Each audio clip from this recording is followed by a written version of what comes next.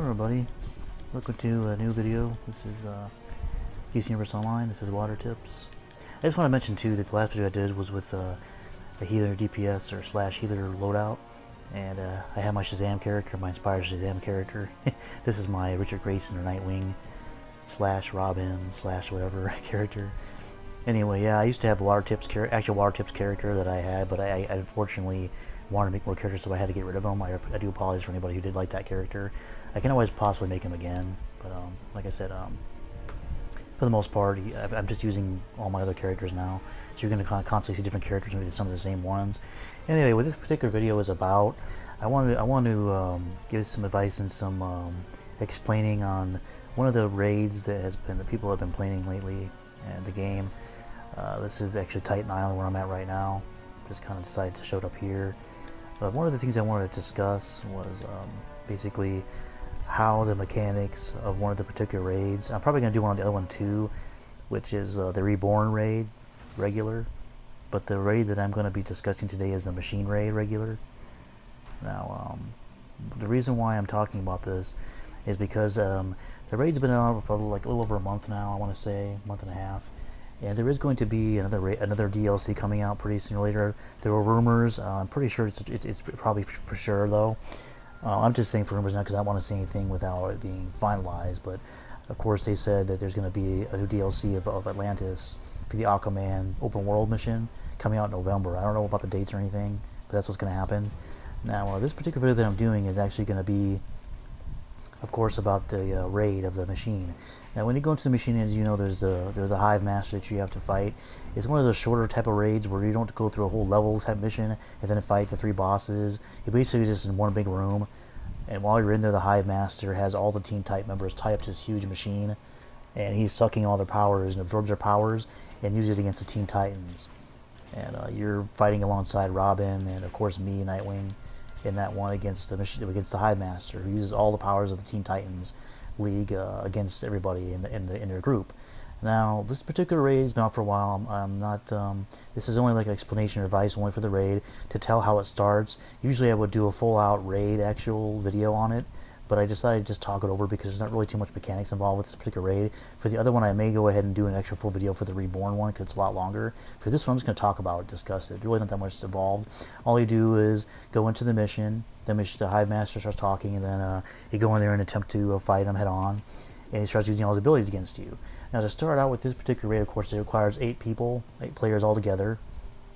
3 of which are the main roles of tank role, troll role, and the healer role. Of course, the tank role's job is to take all the enemy attention, the boss enemy attention, any enemy attention away from any player and focus it on them. It's a defensive role. He pulls ads, all the ads, which you call ads, which are the NPC players alongside the boss that fight against you that come out in this particular raid or whatever raid you play, and he pulls those ads wherever he can closest to him so they concentrate on him while everybody takes him out from DPS. And the troll, of course, power is to give power to the group as well as defensively make any NPC or any ad or boss fight weaken his ability to damage output, to heal, and also to weaken the damage output on players, as well as anybody else in your group or team, whether it be troll, healer, or tank, as well as all those roles. So the troller actually helps decrease any of that stuff against anybody else. Now, as far as the healer goes, it's a pretty easy role to basically mention. Healer, of course, is to heal everybody in the group using restoration and healing capabilities with any kind of role you may have at your disposal. The healer can heal anybody in the group up to several players, as well as the supercharged healing attack ability.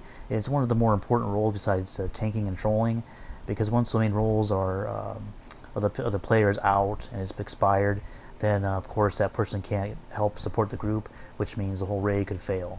And I've seen it happen a number of times. So anyway, let's just explain the roles and how many people are in the ring. So it takes 3 roles: a tank, troll, and the healer, and then the other roles are DPS. DPS is just damage role, or that player's particular role is just to do damage throughout the raid, to effectively take out any of the enemy players, whether it be boss or NPCs, effectively as quick as possible. Now, with that being said, that's how it's set up. How you play the machine raid is, of course, you can take on the hive master. As you're playing him, he's going to be absorbing all the powers of the Teen Titans, including the Beast Boy, Raven, Starfire, all the Teen Titans that are in that group. He's going to be taking all the powers and using them against everybody in your group in the raid. Now the best way to go about this is start off with having the tank, of course, attack the boss. Tank's always attacked first, and as you attack the Hive Master, he'll stay on the tank while everybody stays in the middle of the room, because as you're in this huge room, on the left-hand side and right-hand side of the room, there's going to be the Hive Bombers, which are these huge flying Hive planes that come in and shoot lasers on both sides of the room, and inward and on the sides of the room. That's why it's very important that you stay in the very middle of the room, a little bit further back to where the entrance is, by the door, where the healer can heal at the same time that the tank tanks the Hive Master. Now, off and on, what's going to happen is going to be, of course, a rotation, where the Hive Master will be defeated. He'll start absorbing the power of the first known Titan member. Once he does this, after he absorbs the first power, he'll immediately start sending out ads throughout both sides of the doors, which are located at both ends of the room, on left and right hand sides.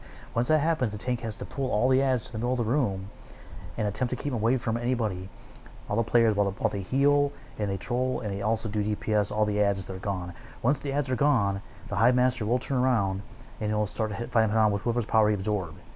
Now, when this happens, the tank should immediately go back to the back of the room, with almost the very back of the room with the door where the healer's at, and the very entrance with the healer and the other players, and tank Hive Master in that this particular area as long as everybody else is fighting him head on in the back.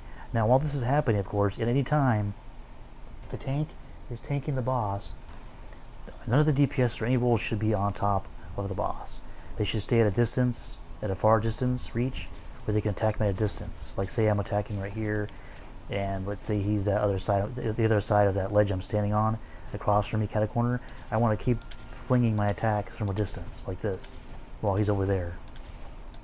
You don't want to be right on top of him like this, because anybody but the tank is on him, that's how you get knocked out, and then things start to fall. And I've seen it happen many times in this raid and other raids where people get too close to the tank with just taking the boss, and they just get one-shotted or knocked out, is what they call it, one-shotted. And depending on what role it is, it can mess up the whole raid. But anyway, that's how it goes. And you complete the process. He goes back to the front, absorbs the next person's power, Titan's power, while the ads come out. And you just keep going back and forth. But the one thing I want to stress is that if everybody in the group stays in the middle of the room for the machine and fighting the boss, and doesn't go on either side of the room, and just focus on staying in the middle the whole time, nobody should expire in the raid, and it should go perfectly as planned. And of course, once you do defeat the Hive Master, when he's all the powers of the Teen Titans, eventually do defeat it. And that's all there really is to it. It's kind of a different kind of raid, because you start off when he absorbs the first 4 powers or whatever team members, and then he kind of takes a break. You get your first drop for your first prize for defeating him the first time. And then once you do that, it's a quick, 30-second break to half-a-minute break, and then he comes in and you have to fight him some more and get the second one. So it's definitely a difference. It's kind of like a halftime kind of thing, a 30-second break that you get to do something real quick. You could even go out and get repairs or get some potions real quick, as long as you're quick about it, go back into the raid. Now, once you do that, he's going to keep doing the rest of the powers, and then you repeat the process. So basically, it's just a combination of the tank tanking in the front while everybody else attacks at a distance, the healer heals, the troll trolls, and then once he's beaten, he goes up to the front and absorbs another power. While he's doing that, he sends the ads out, and that's when the tank goes and pulls them all to the back of the room, close to the entrance, while the healer heals in the back, and everybody stays at distance until all the ads are done, being damaged, DPS'd, and out of commission. Once that's done, and you keep repeating the process, the rotation will keep happening, then you should be able to finally defeat him and win the whole raid. Now that is exactly the way you're supposed to do it.